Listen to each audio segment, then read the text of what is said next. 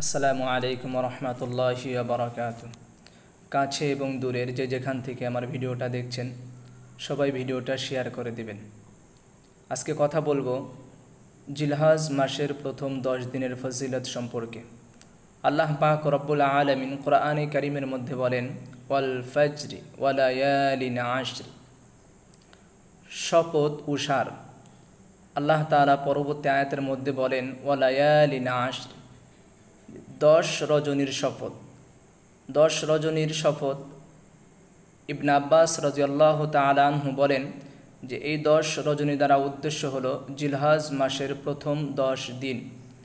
আল্লাহ রসুল সাল্লাল্লাহু আলাইহি ওয়াসাল্লাম একটা হাদিসের মধ্যে বলেছেন, যে হাদিসটা ইমাম বুখারী রহমাতুল্লাহি আলাই উনি উল্লেখ করেছেন, রসুল আকরাম সাল্লাল্লাহু আলাইহি ওয়াসাল্লাম বলেছেন যে জিলহজ মাসের প্রথম 10 দিনের আমলের চেয়ে অন্য কোনো দিনের আমল উত্তম নয়।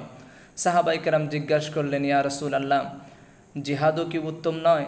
আল্লাহ নবী সাল্লাল্লাহু আলাইহি ওয়াসাল্লাম বললেন যে না, জিহাদও উত্তম নয়, তবে সেই ব্যক্তির কথা ভিন্ন যেই ব্যক্তি নিজে সহ মাল অর্থ সম্পত্তি সাথে নিয়ে জিহাদে যায় এবং আর ফিরে আসে না, সেই ব্যক্তির কথা ভিন্ন।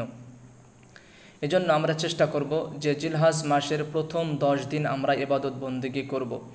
এবং এই ইবাদত বন্দেগী কিভাবে করব? আমরা লা ইলাহা ইল্লাল্লাহ কালেমা পড়ব এবং তাকবীর পড়ব এবং আল্লাহ তাআলা প্রশংসা করব, আলহামদুলিল্লাহ আলহামদুলিল্লাহ সারাদিন জপে।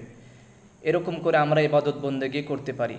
এবং প্রথম 9 দিন আমরা রোজা রাখতে পারি, রোজা রেখেও আমরা ইবাদত বন্দেগী করতে পারি। এই 9 দিনের ভিতরে আরাফার দিন আছে, আরাফার দিনও আমরা ইবাদত বন্দেগী করতে পারি রোজার মাধ্যমে। আল্লাহ তাআলা আমাদের